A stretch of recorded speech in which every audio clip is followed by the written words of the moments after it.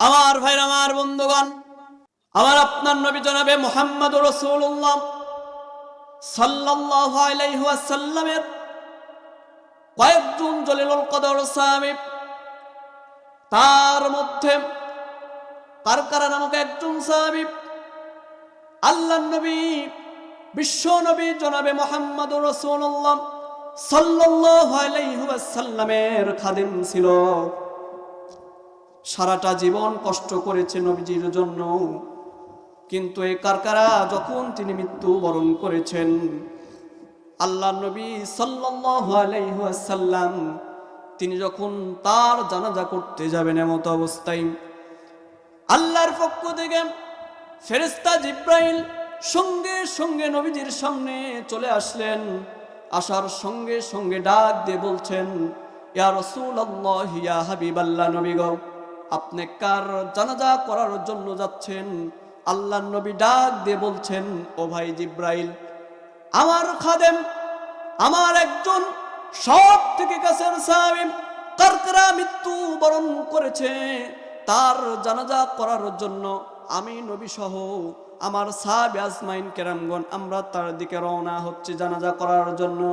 সঙ্গে সঙ্গে এবার ফেরেশতা জিব্রাইল ডাক দিয়ে বলছেন, ইয়া রাসূলুল্লাহ, ইয়া হাবিবাল্লাহ, তাকে আপনি জানাজা করতে পারবেন না, পারবেন না। আল্লাহর নবী ডাক দিয়ে বলছেন, ও ভাই জিব্রাইল, কেন জানাজা করব না? সঙ্গে সঙ্গে এবার ফেরেশতা জিব্রাইল ডাক দিয়ে বলছেন, ইয়া রাসূলুল্লাহ, ইয়া হাবিবাল্লাহ, নবী গো, আমি বলতে পারবো না, বলতে পারবো না। তার কারণ হলো সে জাহান্নামী হয়ে গিয়েছে। আল্লাহর নবী আবার ডাক দিয়ে বলছেন, ফেরেশতা ভাই জিব্রাইল, কিসের জন্য জাহান্নামী হয়ে গেল? জিব্রাইল ডাক দিয়ে বলছেন, ইয়া রাসূলুল্লাহ, ইয়া হাবিবাল্লাহ, নবী গো, এই কথাটাও আমি জিব্রাইল বলতে পারবো না। তার কারণ হলো তার ঘরের বিবিকে আপনি গিয়ে জিজ্ঞাসা করেন সে কিসের জন্য জাহান্নামী হয়ে গিয়েছে। আউযু বিল্লাহি মিনাশ শাইতানির রাজিম। বিসমিল্লাহির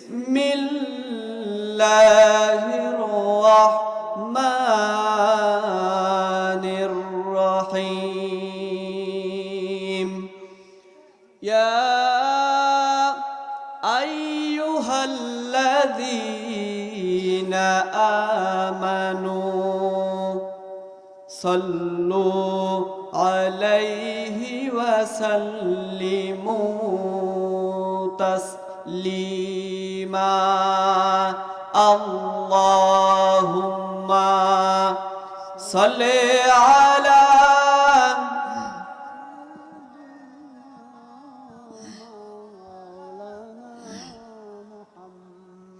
ওয়া আলা আলি সাইয়্যিদিনা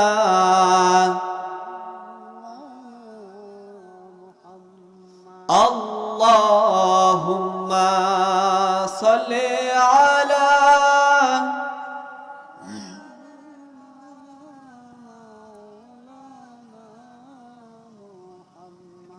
ওয়া আলা আলি সাইয়্যিদিনা।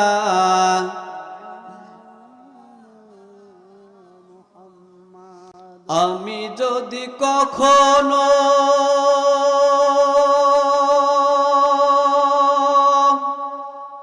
তায়েফে যাই,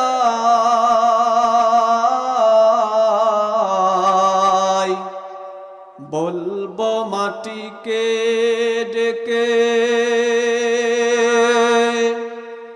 নবীজির খুন ঝরলো কোথায়? আল্লাহুম্মা সাল্লি আলা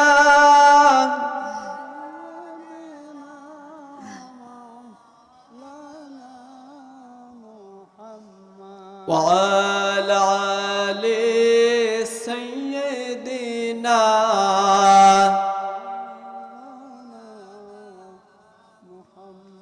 আমার ভাইরা, আমার বন্ধুগণ, আপনারা সকলেই এই এত সুন্দর জান্নাতি মহতি বাগানের ভিতরে আসতে পেরে বসতে পেরে সকলে আমরা খুশি নাকি বেজার বলেন তো?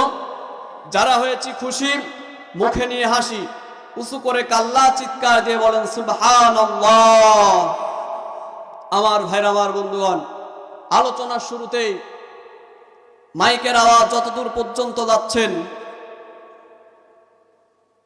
যারা অহেতুক কাজকর্ম না করে অহেতুক যারা ঘোরাফেরা করছেন, আমি উদারত আহ্বান করে বলবো, আপনারা সকলেই এই জান্নাতি মহতি বাগানের ভিতরে জালসার প্যান্ডেলের মধ্যে এসে আপনারা উপস্থিত হয়ে যান। তো আমার ভাইরা, আমার বন্ধুগণ, আল্লাহ সুবহানাহু ওয়া তাআলা বলছেন, এই কুরআনুল কারীম যে সমস্ত মানুষগুলো শুনবে এবং বলবে, আমি রবের পক্ষ থেকে ওই সমস্ত মানুষদের মাথার উপরে রহমত বর্ষণ করব। কি বর্ষণ করব? রহমত বর্ষণ করব। এবার আপনাদের মাঝে জানতে চাই, আমরা আলোচনা করব কিসের? কথা বলেন, আমরা আলোচনা করব কিসের? কোরআনের। এখন আমি আপনি সকলেই এখানে বসেছি, আল্লাহ সুবহানাহু ওয়া তাআলা বলছেন, যারা আমার কুরআনুল কারীমের কথা বলবে এবং শুনবে, তাদের উপরে ফেরেশতা জিবরাইলের মাধ্যমে রহমত বর্ষণ করব। এবার আপনাদের মাঝে জানতে চাই, আমরা রহমতের ভিতরে নাকি বাহিরে? বলেন তো, কথা বলেন, আমরা রহমতের ভিতরে নাকি বাহিরে?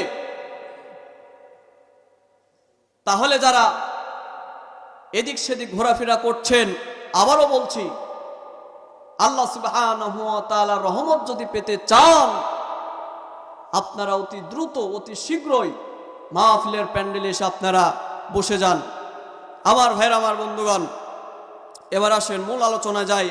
আল্লাহ সুবহানাহু ওয়া তাআলা বলছেন, পৃথিবীর জমিনে আমি রব আখিরি জামানার পয়গম্বর জনাবে মুহাম্মদুর রাসূলুল্লাহ সাল্লাল্লাহু আলাইহি ওয়াসাল্লামের উপরে যে 30 পারা কুরআনুল কারীম নামক গাইডলাইন যে নাজিল করলাম, এই কুরআন সুন্নাহ অনুযায়ী কোনো বান্দা বান্দি যদি তার জীবদ্দশায় কোনো মানুষ যদি মানে, এমনকি তদ্রূপ অনুযায়ী সে যদি আমল করে, আমি রব বলে দিলাম, ওই বান্দা বান্দিকে মালিক ইয়াউমিদ্দিন, সেই কিয়ামত দিবসের দিনে আমি আল্লাহ সুবহানাহু ওয়া তাআলা তার জীবনে ছোটখাটো যদি গুনাহ থেকেও থাকে, আমি রব তাকে মাফ করে দিয়ে কাল কিয়ামতের ময়দানে আমি রব তাকে জান্নাতুল ফিরদাউসের ভিতরে প্রবেশ করাবো।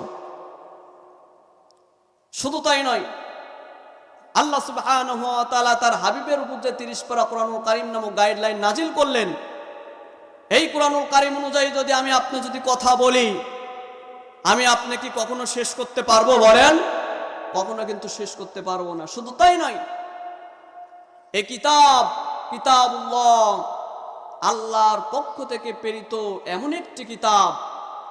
আল্লাহ সুবহানাহু ওয়া তাআলা বলছেন, এই পৃথিবীর জমিনে যতগুলো গাছ গাছালি রয়েছে, সমস্ত গাছ গাছালিকে যদি তোমরা যদি কলম বানাও, এমনকি পৃথিবীর জমিনে 7 সমুদ্র 13 নদীকে যতগুলো পানি রয়েছে, সমস্ত পানিগুলোকে যদি তোমরা কালি বানাও, আর সমস্ত গাছ গাছালিকে যদি তোমরা কলম বানাও, তারপরেও আমি রবের গুণাগুণ তোমরা লিখে কখনো শেষ করতে পারবে না। আমার ভাইরা, আমার বন্ধুগণ,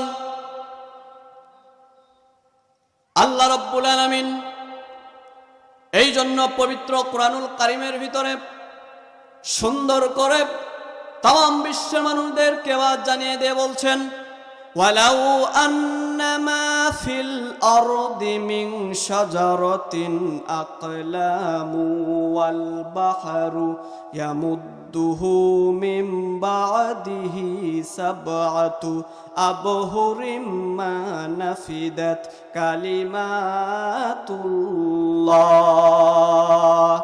ইন্নাল্লাহা আজিজুন হাকীম। আল্লাহ রাব্বুল আলামিন পবিত্র কুরআনুল কারীমের ভিতরে তাম বিশ্বের মানুষদেরকে বাদ জানিয়ে দিয়ে বলছেন, ও পৃথিবীর মানুষ, তোমরা শুনে রেখে দাও, কিতাবুল্লাহ, আমি রব যে কিতাবটা আমার নবীর উপরে প্রেরণ করেছি, এই কিতাবটা যদি তোমরা পৃথিবীর জমিনে যে সমস্ত গাছ গাছালিগুলো রয়েছে সমস্ত গাছ গাছালিকে যদি তোমরা কলম বানাও আর 7 সমুদ্র 13 নদীকে যদি তোমরা ভাগ করে নাও, যে সমস্ত পানিগুলো রয়েছে সমস্ত পানিগুলোকে যদি তোমরা কালি বানাও, তারপরেও আমি রবের গুণাগুণ কখনো তোমরা লিখে শেষ করতে পারবে না। এখানেই শুধু ক্লান্ত নয়, আল্লাহ রাব্বুল আলামিন সুন্দর করে তাম বিশ্বের মানুষদেরকে জানিয়ে দিয়ে বলছেন, ও পৃথিবীর মানুষ তোমরা শুনে রেখে দাও, আমার কোরআনুল কারীমের আলোচনা যেখানেই করা হবে আর যে সমস্ত মানুষগুলো তোমরা শুনবে ওইখানে ওই সমস্ত মানুষগুলোর উপরে কর্মসূচি দিয়ে দিলাম 2টা। জোরে বলেন কয়টা? আল্লাহ রাব্বুল আলামিন পবিত্র কোরআনুল কারীমের ভিতরে সূরাতুল আরাফের 204 নম্বর আয়াতটি নাজিল করে তাম বিশ্বের মানুষদেরকে জানিয়ে দিয়ে বলছেন, ও পৃথিবীর মানুষ তোমরা শুনে রেখে দাও, ওয়া ইযা কুরিয়াল কুরআনু ফাসতামিউ লাহু ওয়া আনসিতু লাআল্লাকুম তুরহামুন। আল্লাহ পাক বলছেন, ওয়া ইযা কুরিয়াল কুরআন, যেখানে আমার কোরআনুল কারীমের কথা বলা হবে, যে 2টা কর্মসূচি দিলাম। 1 নম্বর কর্মসূচি হলো ফাসতামিউ লাহু, অবশ্যই তোমরা চুপ থাকবে। কি থাকবে? চুপ থাকবে। 2 নম্বর কর্মসূচি হচ্ছে ওয়া আনসিতু। 2 নম্বর কর্মসূচি হলো আমার কিতাবগুলো যখন আলোচনা করা হবে ওই সময় তখন তোমরা অবশ্যই মনোযোগ সহকারে এই কিতাবের আলোচনাগুলো শুনবা। এইবার আমি আপনি সকলেই আল্লাহ সুবহানাহু ওয়া তাআলাকে বললাম যে আল্লাহ তাআলা আমরা সকলেই এই 2টা কর্মসূচি পালন করলাম ঠিক, কিন্তু আমাদের উপকারটা কি? আল্লাহ রাব্বুল আলামিন এই কোরআনুল কারীমের এই আয়াতের শেষ অংশের ভিতরে বলছেন, লাআল্লাকুম তুরহামুন, আমি রবের পক্ষ থেকে ফেরেশতার মাধ্যমে যে সমস্ত মানুষগুলো থাকবে ওই সমস্ত মানুষগুলোর মাথার উপরে রহমত বর্ষণ করব। তারপরে সুবহানাল্লাহ বললেন না? গতবার মাওলানা বজলুর রশিদের নাম শুনছেন তো আপনারা, তার পাশের এলাকায় মাহফিল করতে গিয়েছি, তো সুবহানাল্লাহ আলহামদুলিল্লাহ বলতে বলছি তাও বলে না। এবার আপনাদের মাঝে জানতে চাই, এই সুবহানাল্লাহ আলহামদুলিল্লাহ বললে কি কারো গুনাহ হবে? ভাই কথা বলে না, কারো কি গুনাহ হবে? আল্লাহ পাক বললেন আমার কিতাবের আলোচনা যারা শুনবে, মানুষ কম সংখ্যক হোক সমস্যা নাই, কিন্তু যারা থাকবে লাআল্লাকুম তুরহামুন, আমি রবের পক্ষ থেকে ওই সমস্ত মানুষদের মাথার উপরে রহমত বর্ষণ করব। তাহলে আমি আপনি কিসের ভিতরে অবস্থান করছি বলেন তো? আল্লাহর রহমতের ভিতরে। কিসের ভিতরে? আল্লাহর রহমতের ভিতরে আমি আপনি অবস্থান করছি। আর যারা অহেতুক আমি আপনি ঘোরাফেরা করছি বাহিরে, আমি আপনি কি আল্লাহর রহমতের ভিতরে আছি নাকি বাহিরে আছি বলেন তো? অবশ্যই কিন্তু বাহিরে আছি। এবার আসেন আমার ভাইরা, আমার বন্ধুগণ, এই কোরআনুল কারীম আমি আপনি যখন শুনতে যাব কর্মসূচি লাগবে কয়টা? 2টা। 1 নম্বর কর্মসূচি কি? এই কোরআনুল কারীম আমি আপনি যখন শুনবো অবশ্যই কিন্তু মনোযোগ সহকারে শুনতে হবে। 2 নম্বর হচ্ছে আমি আপনি কোরআনুল কারীমের আয়াতগুলো যখন শুনবো অবশ্যই কিন্তু চুপ থাকতে হবে। এখন এই কোরআনুল কারীম আমি আপনি যখন করতে যাব, আল্লাহ রাসূল সাল্লাল্লাহু আলাইহি ওয়াসাল্লামের জামানায় আজ থেকে 1500 বছর পূর্বে রাসূল আকরাম সাল্লাল্লাহু আলাইহি ওয়াসাল্লাম তিনি যখন মক্কার জমিনে কোরআনুল কারীমের দাওয়াত মানুষদের সামনে রাতের অন্ধকারে দিনের বেলায় যখন দিতে যাচ্ছিলেন, ওই সময় মানুষগুলো কিন্তু 2টা শ্রেণীতে বিভক্ত হয়েছিল।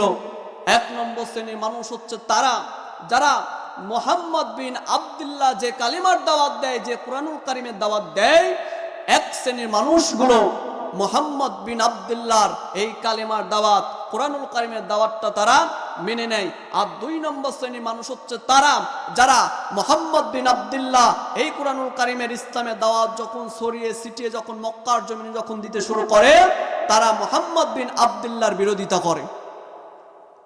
আজও আমি আপনি যখন এই কোরআনুল কারীমের হক কথা যখন মানুষদের সামনে উপস্থাপন করতে যাই, 1 শ্রেণীর মানুষগুলো কিন্তু তাদের গা কিন্তু জ্বলাপোড়া করা কিন্তু শুরু করে দেয়, ঠিক কিনা? তাদের কিন্তু আর ভালো লাগে না। এই জন্য আমার আল্লাহ সুবহানাহু ওয়া তাআলা বলছেন, وقال الذين كفروا لا تسمعوا لهذا القرآن والغوا فيه لعلكم تغلبون। আল্লাহ পাক পবিত্র কোরআনুল কারীমের ভিতরে বলছেন, যারা কাফের মুশরিক বেঈমান ওই সমস্ত মানুষদের সামনে কোরআনুল কারীমের আলোচনা যখন করা হবে তাদের গাগুলো কিন্তু জ্বলতে শুরু করবে। কথা বলেন ঠিক কিনা? এটা কি আমার কথা বললাম? বলেন ভাই। আল্লাহ রাব্বুল আলামিন কোরআনুল কারীমের ভিতরে হামিম সিজদার 26 নম্বর আয়াতের ভিতরে এই কথাটা বললেন। শুধু তাই নয়, আবার এক শ্রেণীর মানুষ রয়েছে যারা বলে যেই কোরআনুল কারীমের আলোচনা করতে দেয়া হবে না, তারা এমন চিন্তা ভাবনা করে, এই কোরআনুল কারীমকে নিভিয়ে দেওয়ার তারা চিন্তা ভাবনা করে। কিন্তু আমার ভাইরা, আমার বন্ধুগণ, একটি এক্সাম্পল দিলে আপনারা খুব সহজে ভালো করে বুঝতে পারবেন। আমি যে মাইকে যে কথা যে বলছি, ওই ভাই মাইকওয়ালা অপারেটর ভাই, তার কাছে কিন্তু মেশিন রয়েছে, তার কাছে কিন্তু সুইচ রয়েছে। তিনি যদি মনে করে আমি কথা বলছি, সুইচটা কিন্তু আমার কাছে নাই, আমার কাছে কি আছে? তিনার কাছে কিন্তু সুইচ। ঠিক তেমন করে এক শ্রেণীর মানুষগুলো এই কোরআনুল কারীমকে নিভিয়ে দিতে চায়, ইসলামকে নিভিয়ে দিতে চায়, এই চক্রান্ত, এই ষড়যন্ত্র করে। কিন্তু আল্লাহ সুবহানাহু ওয়া তাআলা ওই সমস্ত মানুষদেরকে ডাক দিয়ে বলেন, যে মানুষ, ও আমার বান্দারা, তোমরা শুনে রেখে দাও, তোমরা যতই কোরআনুল কারীমকে ষড়যন্ত্র করো না কেন, নিভিয়ে দেওয়া ষড়যন্ত্র করো না কেন, তোমরা কখনো পারবে না। তার কারণ সেই কোরআনুল কারীমের সুইচটা আমি রবের হাতে রয়েছে। কার হাতে রয়েছে? আল্লাহর হাতে রয়েছে। আমার ভাইরা, আমার বন্ধুগণ, আল্লাহ রাব্বুল আলামিন সূরা সফের 8 নম্বর আয়াতের ভিতরে বিশ্বের মানুষদেরকে জানিয়ে দিয়ে বললেন, ইউরিদুনা লিয়ুতফিউ নূরাল্লাহি বিআফওয়াহিহিম ওয়াল্লাহু মুতিম্মু নূরিহি ওয়ালাউ কারিহাল কাফিরুন। আল্লাহ রাব্বুল আলামিন বলেন, আমি আল্লাহ রাব্বুল আলামিন আমার এই কোরআনুল কারীমের সুইচটাকে আমি রবের হাতে রেখে দিয়েছি। কিন্তু পৃথিবীর জমিনে যে সমস্ত কাফের মুশরিক বেঈমানগুলো থাকবে, ওই সমস্ত কাফের মুশরিক বেঈমান যতই চক্রান্ত করুক না কেন, যতই ষড়যন্ত্র করুক না কেন, এই কোরআনুল কারীমকে নিভিয়ে দিতে তারা কখনো পারবে না। পারবে না? পারবে নাকি? তারা কখনো পারবে না। শুধু তাই নয়, আমার আল্লাহ রাব্বুল আলামিন কোরআনুল কারীমের ভিতর আরো বলেন, ওয়ামিম্মান খলাকনা উম্মাতুন ইয়াহদুনা বিল হক ওয়া বিহি ইয়াদিলুন। আল্লাহ পাক বলেন, আর যারা আমার সৃষ্টিতে পৃথিবীর জমিনে এমন মানুষ আছে যারা আমার কোরআনুল কারীমের দিকে ডাকে, সঠিক পথের দিকে ডাকে, কিন্তু এক শ্রেণীর মানুষগুলো তারা মুখ ঘুরিয়ে অন্যদিকে চলে যায়। এরকম লোক আছে নাকি নাই বলেন তো? আমাদের সমাজের ভিতর উনাই নাই? আছে কি? আপনি নামাজের দিকে ডাকবেন, সে বলবে আমার প্যান্ট খারাপ, বিভিন্ন ধরনের উসিলা দিবে। আপনি ইসলামী আন্দোলন করার জন্য কোনো মানুষকে ডাকবেন, সে বলবে এখন দিন ভাও খারাপ, আমরা রাজনীতি ফাজনীতির ভিতরে যাইতে চাই না। কিন্তু এই পৃথিবীর জমিনে সব থেকে বড় রাজনৈতিকবিদ ছিলেন আমার আপনার নবী জনাবে মুহাম্মদুর রাসূলুল্লাহ সাল্লাল্লাহু আলাইহি ওয়াসাল্লাম। কথা বলেন ঠিক কিনা? তার কারণ আল্লাহর নবী সাল্লাল্লাহু আলাইহি ওয়াসাল্লামের সামনে বা পিছনে, আগে বা পরে বিন্দু মাত্র কি কোনো গুনাহ আছে ভাই বলেন? বিন্দু মাত্র কিন্তু গুনাহ নাই। তার একটাই কারণ, আমার আপনার দ্বীনের নবী, আখির জামানার পয়গম্বর জনাবে মুহাম্মদুর রাসূলুল্লাহ সাল্লাল্লাহু আলাইহি ওয়াসাল্লাম, তার একটাই অপরাধ ছিল আল্লাহর জমিনে ইসলামকে কিভাবে প্রতিষ্ঠিত করা যায়, দিনকে কিভাবে প্রতিষ্ঠিত করা যায়, আকিমুদ্দিনকে কিভাবে প্রতিষ্ঠিত করা যায়, এটাই ছিল কিন্তু তার দোষ, ঠিক কিনা? শুধু তাই নয়, আল্লাহর নবী সাল্লাল্লাহু আলাইহি ওয়াসাল্লাম মক্কার জমিনে এখন বর্তমানে সোশ্যাল মিডিয়ার যুগ। আমি আপনি মুহূর্তের ভিতরে খবর এক প্রান্ত থেকে আরেক প্রান্ত কিন্তু মোবাইলের মাধ্যমে কিন্তু পৌঁছাতে পারি। সে সময় আল্লাহ রসুল সাল্লাল্লাহু আলাইহি ওয়াসাল্লামের জামানায় এরকম কিন্তু ছিল না। সে সময় কেমন ছিল? কোনো মানুষ যদি বিপদে পড়তো, লাল কাপড় কিংবা লাল পতাকা উড়িয়ে কিন্তু দিত পাহাড়ে উঠে। শুধু তাই নয়, আল্লাহ রসুল সাল্লাল্লাহু আলাইহি ওয়াসাল্লাম তিনি একদিন বিশাল বড় পাহাড়ের উপরে যখন উঠলেন, ওঠার পরে বিশাল বড় একটি লাল পতাকা, লাল একটি কাপড় উড়িয়ে দিলেন। সঙ্গে সঙ্গে মক্কার জমিনের সমস্ত মানুষগুলো এক এক করে পাহাড়ের পাদদেশে চতুর্থ সাইড দিয়ে জমাত হতে শুরু করলেন। এক পর্যায়ে সেখানে ছিল আবু জেহেল, ওলীদ ইবনে মুগীরা, আবুল আহাব, এরকম বড় বড় কাফের মুশরিক বেঈমান কিন্তু সেখানে ছিল। এক পর্যায়ে আল্লাহর নবী সাল্লাল্লাহু আলাইহি ওয়াসাল্লাম সমস্ত মক্কাবাসীকে সাক্ষী রেখে ডাক দিয়ে বললেন, আমার উম্মতেরা, ও মক্কাবাসী, তোমরা শুনে রেখে দাও, আমি তোমাদের নবী, আমি রসুল, যে কথা তোমাদেরকে বলবো সেটা কি তোমরা বিশ্বাস করে নেবে? তোমরা কি মেনে নিবে? সমস্বরে উচ্চ আওয়াজে সমস্ত মানুষগুলো ডাক দিয়ে বললেন, হ্যাঁ মেনে নিব। তার কারণ হলো তুমি হলে মুহাম্মদ বিন আব্দুল্লাহ, এই মক্কার জমিনের সব থেকে সত্যবাদিতা এবং আমানতদারিতা তুমি মুহাম্মদ বিন আব্দুল্লাহ। সঙ্গে সঙ্গে আল্লাহর নবী ডাক দিয়ে বলছেন, তাহলে যদি তাই হয়, ওই যে বিশাল বড় একটি পাহাড় দেখা যায়, ওই পাহাড়ের পাদদেশে তোমাদেরকে হত্যা করার জন্য, মারার জন্য কিছু সংখ্যক মানুষ ওত পেতে আছে, এটা কি তোমরা বিশ্বাস করো? সমস্ত মানুষ এবার বললেন, জি হ্যাঁ বিশ্বাস করি। তার কারণ আপনি হচ্ছেন আমানতদারিতা, আপনি হচ্ছেন সত্যবাদিতা, এই মক্কার জমিনের সব থেকে সত্যবাদী মুহাম্মদ বিন আব্দুল্লাহ আপনি। সঙ্গে সঙ্গে বার আল্লাহর নবী ডাক দিয়ে বলছেন, যদি তাই হয় তাহলে আজকে এই মুহূর্তে তোমাদেরকে বলে দিতে চাই, লা ইলাহা ইল্লাল্লাহু মুহাম্মাদুর রাসূলুল্লাহ সাল্লাল্লাহু আলাইহি ওয়াসাল্লাম। লা মানে না, ইলাহা ইল্লাল্লাহ, আল্লাহ ছাড়া কোনো ইলাহ নাই, মাবুদ নাই।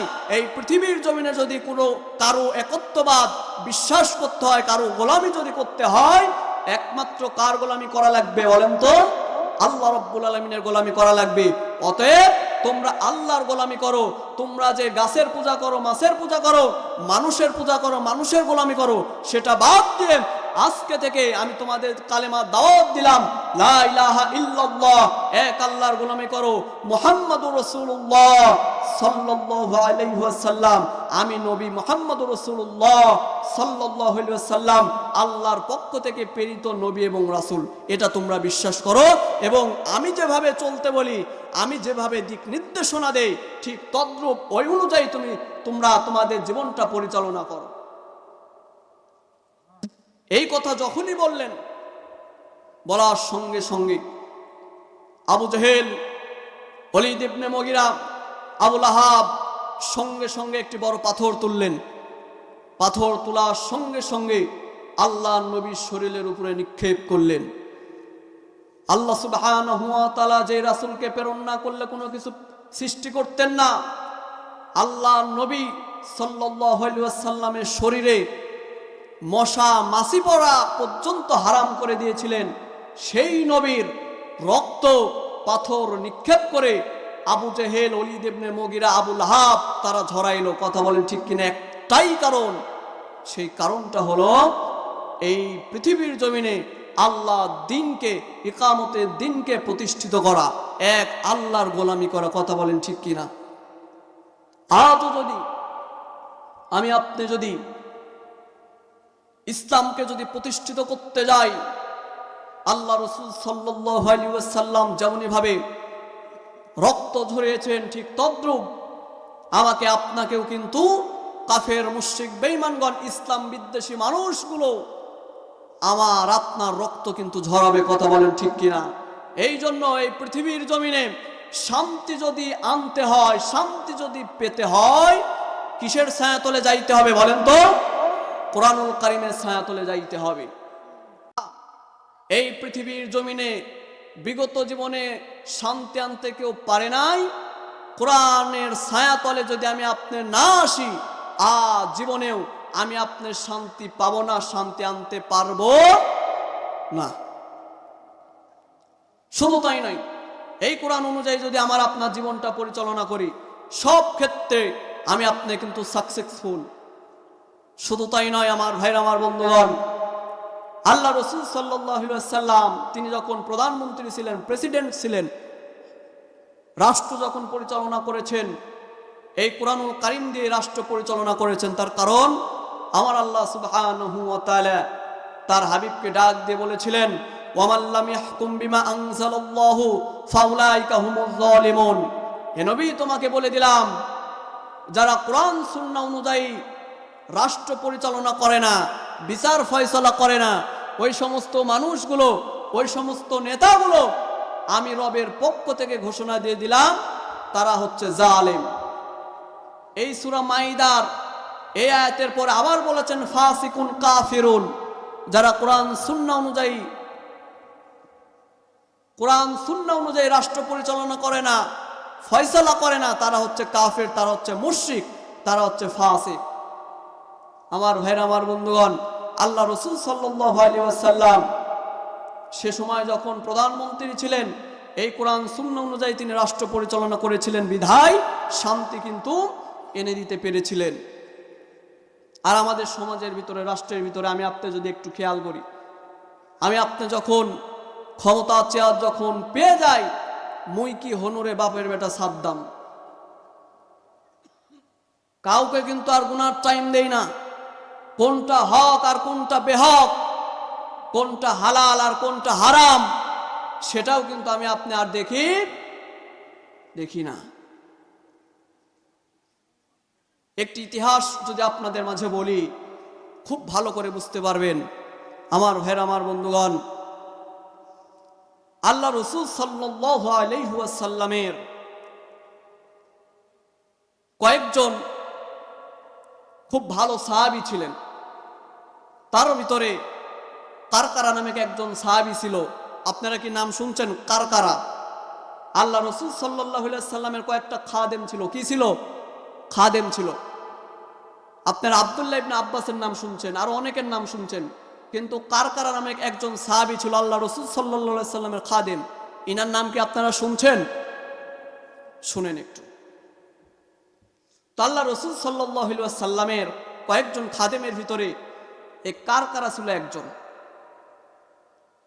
আল্লাহ রাসূল সাল্লাল্লাহু আলাইহি ওয়াসাল্লামের পিছনে নামাজ আদায় করেছে, জামাতের সহিত নামাজ আদায় করেছে, রাসূল সাল্লাল্লাহু আলাইহি ওয়াসাল্লামের চুলগুলো আশ্রিয়ে দিয়েছে, নখগুলো কেটে দিয়েছে, সেবা যত্ন করেছে এই কারকারা। তারপরেও এই কারকারা এত খেদমত করার পরেও নামাজ, কালাম, ইবাদত, বন্দেগি আল্লাহ রাসূল সাল্লাল্লাহু আলাইহি ওয়াসাল্লামের পিছনে আদায় করেছে। তার থেকে কি বড় মুসলমান, ইমানদার ব্যক্তি কি আমি আপনি কি হতে পেরেছি বলেন?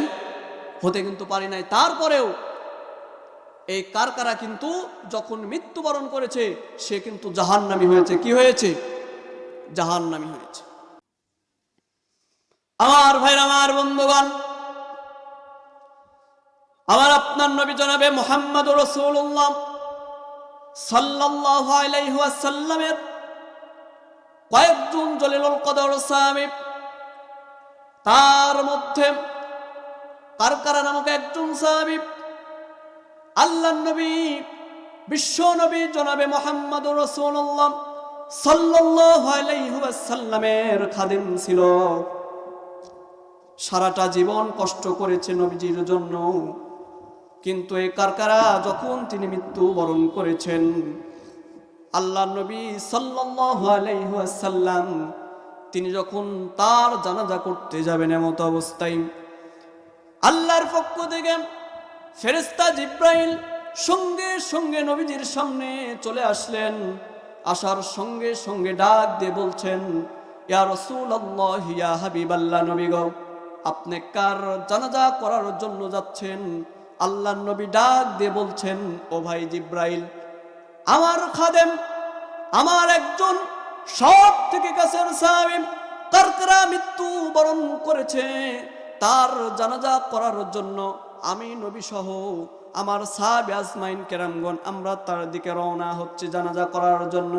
সঙ্গে সঙ্গে এবার ফেরেশতা জিবরাইল ডাক দিয়ে বলছেন, ইয়া রাসূলুল্লাহ, ইয়া হাবিবাল্লাহ, তাকে আপনি জানাজা করতে পারবেন না? আল্লাহর নবী ডাক দিয়ে বলছেন, ও ভাই জিবরাইল, কেন জানাজা করব না? সঙ্গে সঙ্গে এবার ফেরেশতা জিবরাইল ডাক দিয়ে বলছেন, ইয়া রাসূলুল্লাহ, ইয়া হাবিবাল্লাহ, নবী গো, আমি বলতে পারবো না। তার কারণ হলো সে জাহান্নামী হয়ে গিয়েছে। আল্লাহর নবী আবার ডাক দিয়ে বলছেন, ফেরেশতা ভাই জিবরাইল, কিসের জন্য জাহান্নামী হয়ে গেল? জিবরাইল ডাক দিয়ে বলছেন, ইয়া রাসূলুল্লাহ, ইয়া হাবিবাল্লাহ, নবী গো, এই কথাটাও আমি জিবরাইল বলতে পারবো না। তার কারণ হলো তার ঘরের বিবিকে আপনি গিয়ে জিজ্ঞাসা করেন সে কিসের জন্য জাহান্নামী হয়ে গিয়েছে। সারাটা জীবন এই কারকারা আল্লাহর নবীর খেদমত করলেন, তারপরেও জাহান্নামের ভিতরে গেলেন। এই আলোচনাকে আপনারা শুনতে রাজি না পাজি? আমার ভাইরা, আমার বন্ধুগণ, আল্লাহর নবী টেনশনে পড়ে গেলেন। সঙ্গে সঙ্গে সমস্ত সাহাবীদেরকে নিয়ে কারকারা রাদিয়াল্লাহু তাআলা আনহু তার বাড়িতে যখন তিনি চলে গেলেন, চলে যাওয়ার সঙ্গে সঙ্গে তার বিবিকে ডাক দিয়ে বলছেন, ও কারকারার বিবি রে। তখন কিন্তু কারকারার বিবি নামাজের মধ্যে ছিল। আল্লাহর নবী সাল্লাল্লাহু আলাইহি ওয়াসাল্লাম সালাম দিয়ে ডাক দিয়ে বলছেন, ও কারকারার বিবি, তুমি কি বাড়িতে আছো? বাহির থেকে সালামের জবাব দিয়ে বলছেন, জি হ্যাঁ, আমি বাড়িতে রয়েছি। আল্লাহর নবী এবার সঙ্গে সঙ্গে ডাক দিয়ে বলছে, কারকারার বিবি রে, আমি তোমার স্বামী কারকারা মৃত্যুবরণ করেছে, আমি তার জানাজা করার জন্য আমি সাহাবে আজমাইন কেরামদেরকে নিয়ে হাজির হচ্ছিলাম, কিন্তু প্রতিমধ্যে ফেরেশতা জিবরাইল আমাকে নিষেধ করছেন, তার জানাজা করার জন্য আপনাকে যাওয়া লাগবে না। কিসের জন্য? আমি যখন জিজ্ঞেস করলাম, ফেরেশতা জিবরাইল ডাক দিয়ে বলছে সে জাহান্নামী হয়ে গিয়েছে। আমি আবার জিজ্ঞেস করলাম, ও ভাই জিবরাইল, কিসের জন্য জাহান্নামী হয়ে গিয়েছে আমাকে কি একটু বলা যাবে না?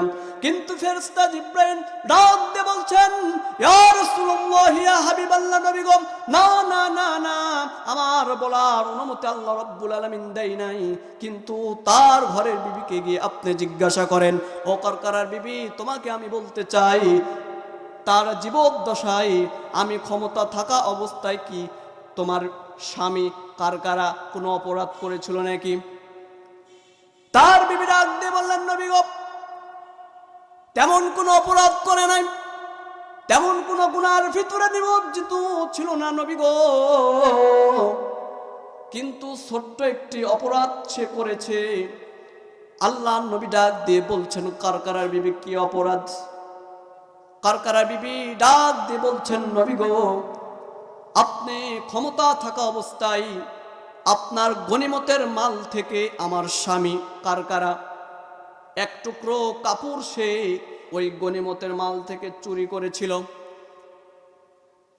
এতটুকু শুধুমাত্র অপরাধ। আল্লাহর নবী সঙ্গে সঙ্গে তিনি বুঝতে পারলেন কিসের জন্য আল্লাহ রাব্বুল আলামিন তাকে জাহান্নামী করে দিয়েছেন।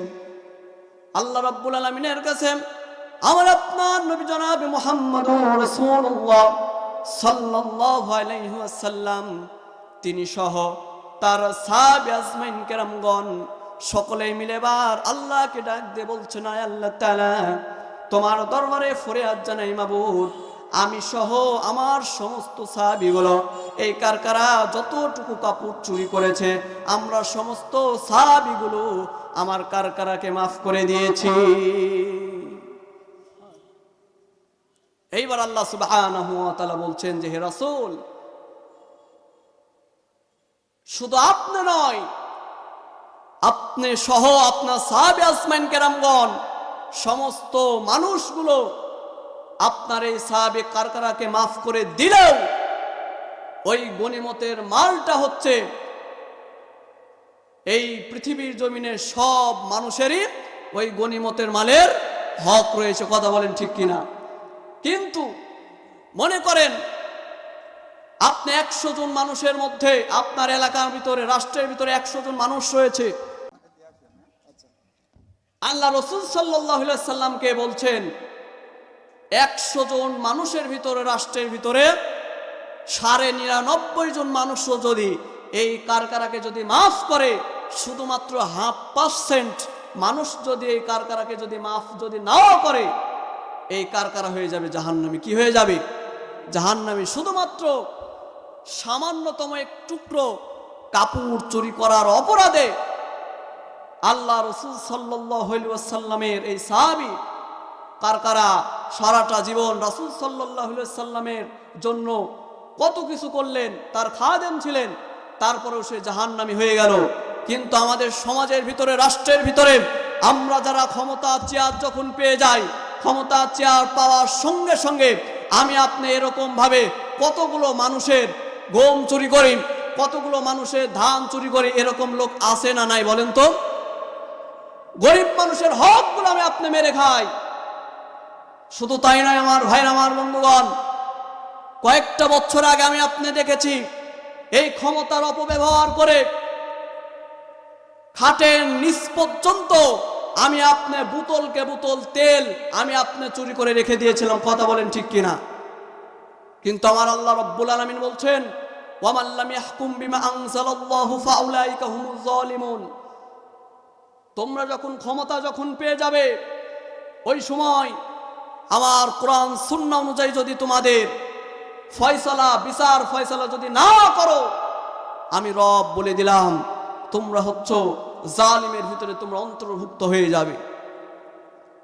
আমার ভাইরা, আমার বন্ধুগণ, এই জন্য আপনাদের উদারত আহ্বান করে বলবো, আমি আপনি যখন ক্ষমতা চেয়ার পেয়ে যাব, ক্ষমতার অপব্যবহার না করে, আল্লাহ সুবহানাহু ওয়া তাআলা পৃথিবীর জমিনে আমাকে আপনাকে প্রেরণ করেছেন।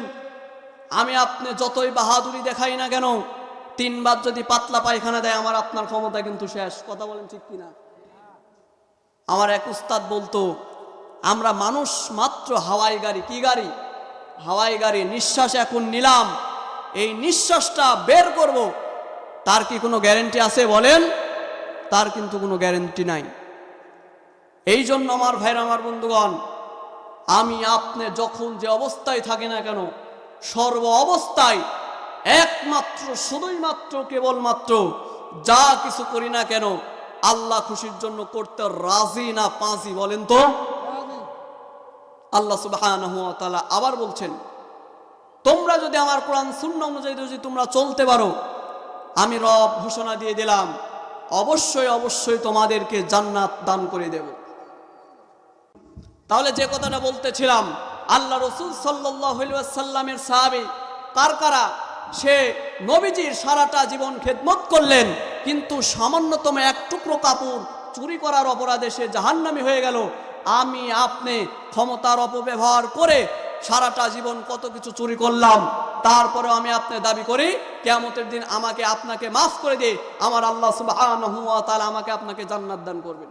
তাই কি মনে হয়? তা কিন্তু না। জান্নাত কিন্তু মামার বাড়ি না। আমার ভাইরা, আমার বন্ধুগণ, এই পৃথিবীর জমিনে যদি শান্তি যদি পেতে হয়, অবশ্যই আমাকে আপনাকে এই কোরআন সুন্নাহ অনুযায়ী আমার আপনার জীবনটা পরিচালনা করতে হবে। তার কারণ হলো, আমি আপনি সারাটা জীবন 50 থেকে 60 বছর বয়স যাদের হয়েছে, আমি আপনি কত কিছু দেখলাম, তারপরেও কিন্তু কেউ কিন্তু শান্তি এনে দিতে পারে নাই।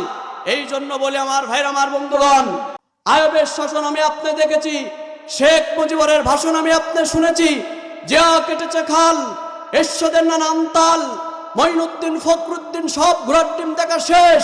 আগামীর বাংলাদেশ হবে ইসলামের বাংলাদেশ, আগামীর বাংলাদেশ হবে কোরআন সুন্নাহর বাংলাদেশ, আগামীর সংসদ হবে দাড়ি টুপিওয়ালাদের সংসদ। কথা বলেন ঠিক কিনা?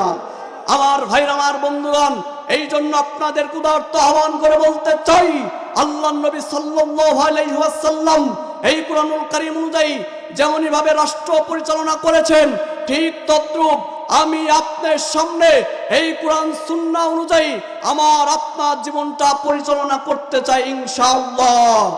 লিল্লাহি তাকবীর।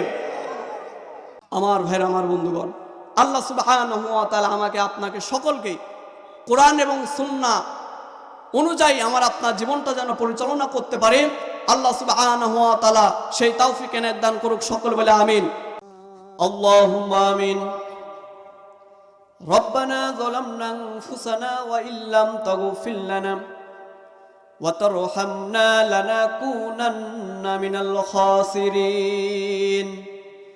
রব্বানা যালামনা আনফুসানা ওয়া ইল্লাম তাগফির লানা ওয়া তারহামনা লানাকুনান্না মিনাল খাসিরিন।